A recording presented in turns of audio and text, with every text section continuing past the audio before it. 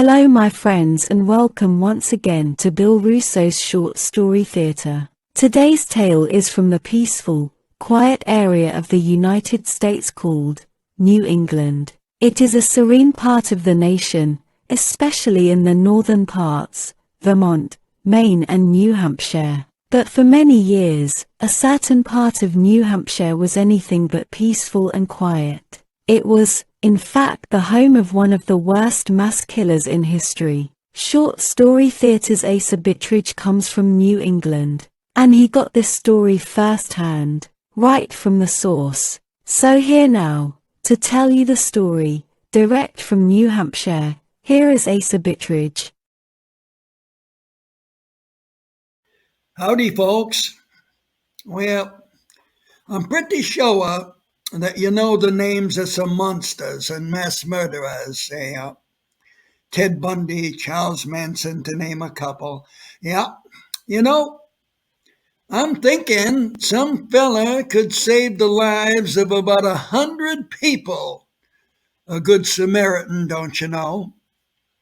And he wouldn't get more than a tiny fraction of the publicity somebody like Jack the Ripper gets, or Son of Sam, and those kind of monsters. Yeah, I guess it's human nature to focus on the killers and not the lifesavers. Well, today I'm going to tell you about possibly the worst killer of all the mass murderers. And this monster did all his killing with one hand tied behind his back. Nah, ain't true. He didn't have no back to tie a hand behind. He also did not have an extra hand to spare. He only had one hand. In fact, that's all he had. For a while, nobody knew what happened to his body, 'cause all there was to this here murdering fella was a severed hand. A severed hand. I saw it. It was back around the turn of the century. I was living up in Nashua, New Hampshire at the time. That's the second biggest town up in New Hampshire. I was a special police officer assigned to the public schools, but it was summertime and I was on vacation, and one of the police officers in Effingham, up in Carroll County, Effingham and Carroll County, called me up on the phone. He was an old pal of mine, and he called me up because he knew that I knew a little something about the paranormal.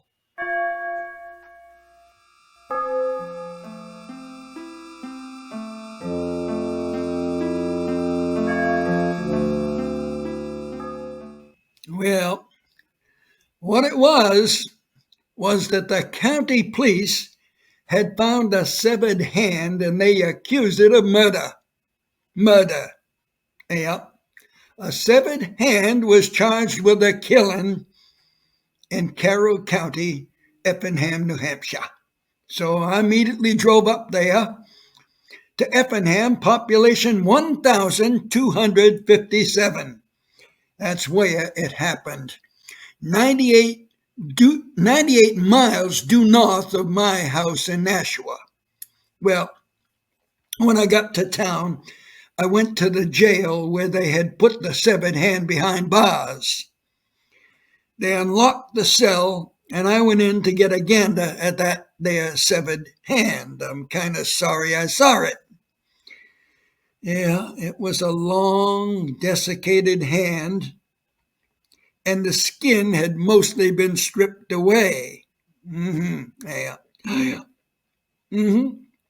thing had been cut off at the wrist. It was dried up and shriveled up with slender yellow nails still clinging to the fingers.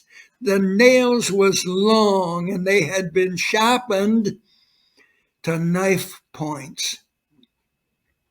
And the fingers were the scariest thing of all, I noticed with horror that the muscles of those fingers looked nearly as big as the muscles in the arms of a circus strongman. It was obvious that the individual who owned that wizened hand had been a person of great strength. Yeah. The muscles was bound to the fingers by thin strips of skin, translucent skin. Don't you know, you could see right through it. Those little swatches of skin somewhat looked like Band-Aids. They did. I was fascinated by the thing, which seemed like it should have been in P.T. Barnum's circus instead of being locked up in a jail cell. So I questioned my buddy, my pal, Officer Phil James, about it. I says, Phil, why you got this dead hand locked up? And what are the charges against it? We have to keep it locked up, Asa. It's alive. Well, maybe not this second, but it comes alive and it kills people. We are certain of this, Asa. I will explain it to you. A couple of weeks ago, old Ezra Barlow died, leaving no relatives. So the department had to go up to his house and get him buried and dispose of his junk. He was a hoarder, and that house was full of useless stuff. He saved all his empty food cans, for example. There were walls of old tin cans 6 foot high in every room of the house. Empty cans of Spam luncheon meat, Campbell's tomato soup, pork and beans. Well, you get the idea. They was piles of newspapers as big as stone walls. Every room was brim full of junk. We noticed the severed hand right off. It was hanging on a string that was attached to a ceiling fan in his living room. And when we turned on that fan to try and get rid of the stink in his house, the hand seemed to come alive. It was pretty scary. Well, we dumped all his junk in the town landfill. We left the hand hanging on the string that was attached to the ceiling fan. We were going to take it as evidence the next day, but under cover of night, when nobody was watching, that hand escaped and began a new killing spree. Well, Phil, you got yourself a 5-fingered killer, but that murderer ain't got no body. Yeah. Not to mention the fact that it ain't got no mouth. So tell me, Phil, what evidence are you going to be able to get from a severed hand? Well, I will explain that a little bit later. But first let me tell you what we learned about that desiccated hand. When we were throwing out Ezra Barlow's junk, we found a notebook that Barlow wrote in, and he wrote about the hand. He said that the hand was chopped off of a mass murderer who lived here in Effingham in the 1800s. He was named Gillis Dupree. In 1873, he was finally captured and sentenced to death by hanging. Now the guy had killed more than 100 people. He started out by murdering his wife. He threw her into a deep well, and laughed as she kept trying to climb out of the well. Each time she tried, she was able to go up only a few feet before the rocks lining the well dislodged and knocked her back into the water, which was over 10 feet deep. It took many hours for her to die, which she finally did by drowning, and her husband stayed by the well every single minute until she perished. Then Gillis Dupree paid a visit to the town church where he strangled the priest. He murdered the priest because he was the one who had performed the marriage ceremony of Barlow and the wife he hated and killed. From then on, he murdered an average of from 2 to 4 people a week, always by strangling them. Until finally, after some 100 murders, he was captured and hanged. The killer was buried in the town graveyard, but the husband of one of the ladies that was murdered dug up the grave and chopped off the killer's right hand so that if he ever rose up from the dead, he'd only have one hand and wouldn't be able to strangle anyone. The body of Gillis Dupree never rose up and killed anyone, but that cursed hand of his has become a 5-fingered murderer.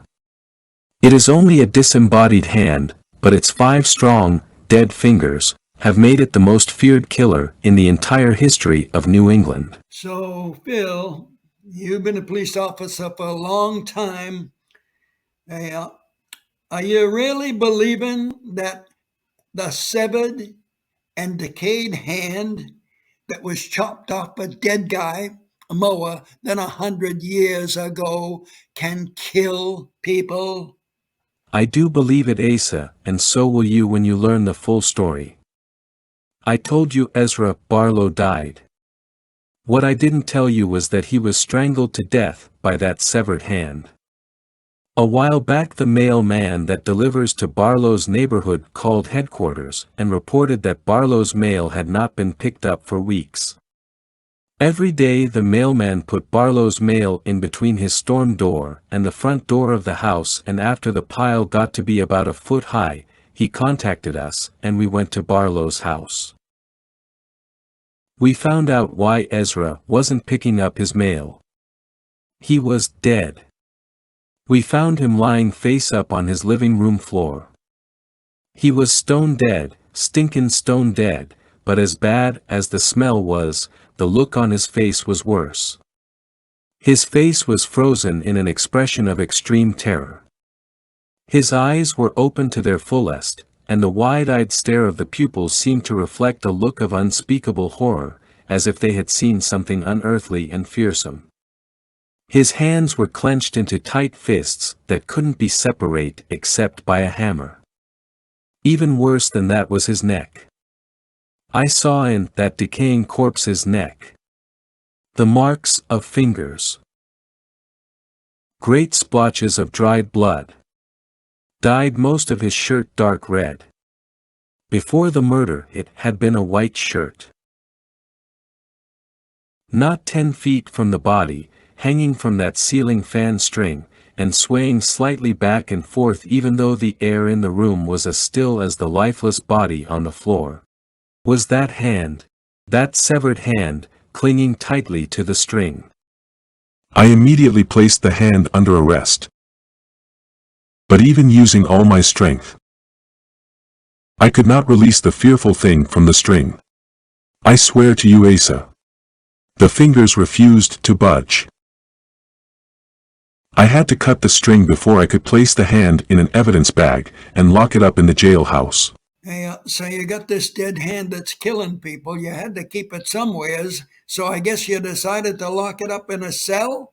Asa, you haven't even heard the worst yet. I couldn't put it in a regular cell with bars, because it could simply walk on its fingers and stroll right out of the cell. So I locked it up in our solitary confinement cell, which is an 8-foot by 8-foot room with cement walls and no windows. But on just the second day of its confinement, tragedy struck. One of the officers went in to check on the hand and he did not see it. I had put it on the tiny cot that took up much of the space of the room, but it wasn't there. The officer did not notice it, but the hand had climbed up to the ceiling. And from there it leaped on the neck of the officer, and quickly suffocated him. It happened so quickly and quietly that the other officers, just a few feet away, never heard a thing. We discovered the killing a little while later, when we found the young man lying on his back on the cot, his body rigid, and his bloodless face was as pale as the white sheet he was laying on. Worst of all were the eyes, wide, staring, and seeming so frightened that the officer might have died of fear even before the severed hand strangled him. The medical examiner confirmed that death was caused not by the fear which most likely paralyzed the officer, but by strangulation from an impossibly strong hand. And the medical examiner said that the strength of the attack was such that, even in death, there were 5 holes bored into the neck, to a depth of 1 inch. The amount of pressure required to permanently create those deep grooves would be the equivalent of a pile driver. Even as he was buried in his grave, the deep marks caused by those fingers with the strength of steel were still clearly visible on the officer's neck. After that murder, I decided that the only thing we could do with the hand was to incinerate it. The chief of police agreed, and I scheduled an appointment for the hand's execution for the next day at the Effingham cremation facility.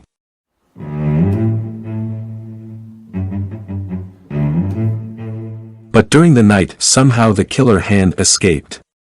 It crawled along on those impossibly strong digits, and finger walked its way right out of the jail. Once it hit the sidewalk, it headed for the town common, and hid out in the trees until nightfall. We searched the whole town all that day and found no trace of the killer hand. But that night as the church bells in the town square struck 7 o'clock, the hand struck again. It finger walked into the church.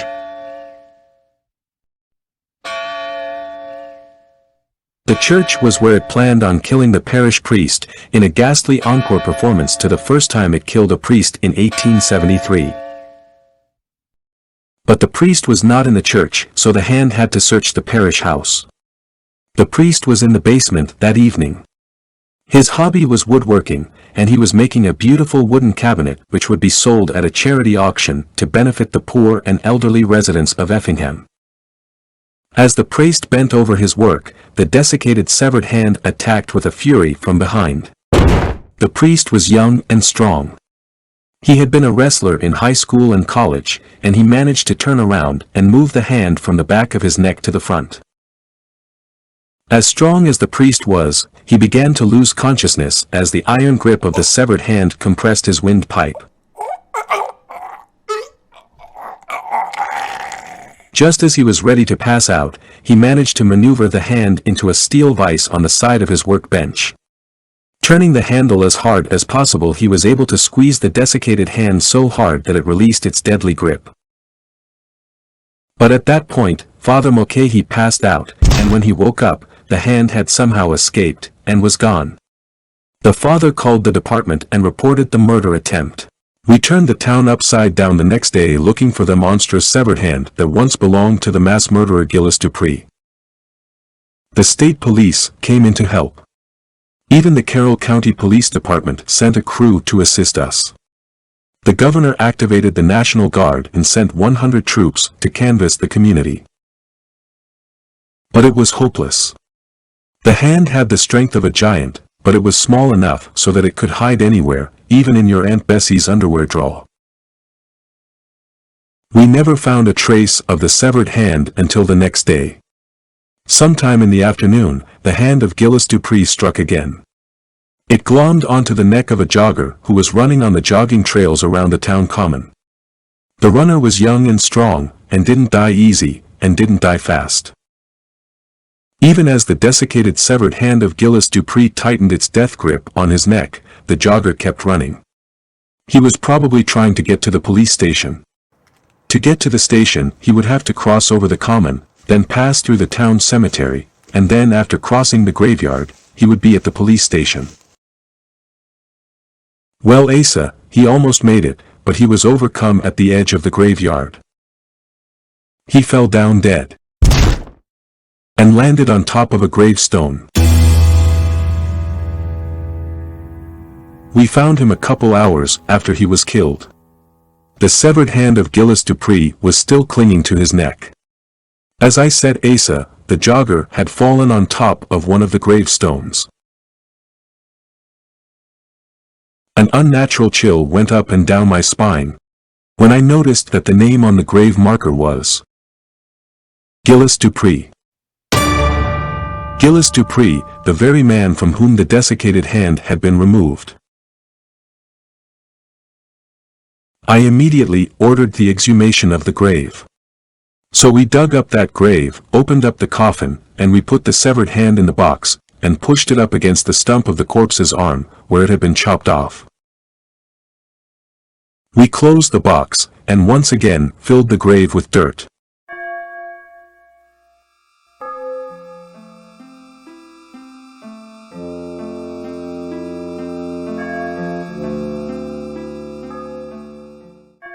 Well, that's the story, folks. Yeah.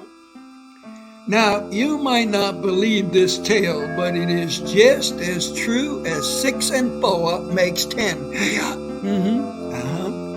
And if you don't believe it, just get yourself up to Effingham in New Hampshire. It's about 98 miles from our old house in Nashua. You can ask anybody. It's been several years now since they reunited the severed hand with the body of Gillis Dupree. Yep, been years and years since the hand was put back in the grave with Dupree.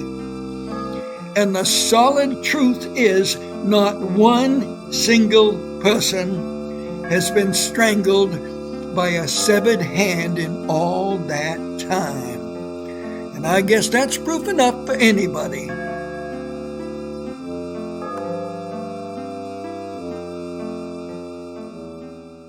And so ends Bill Russo's creepy little play entitled, The Killer Had 5 Fingers. Now, although Asa Bittridge told you that the story is true, I think the only true part is that there have been no killings in the last 100 years or so, by a severed hand. You should always take a story from Asa with a grain of salt. Even better, use a whole shaker of salt. That's it for this edition of Bill Russo's Short Story Theatre. Like us on Facebook, and on YouTube, and everywhere else, and listen to our commercials. We select them especially for your area. So, we are done for today. But please come back again soon. Please do.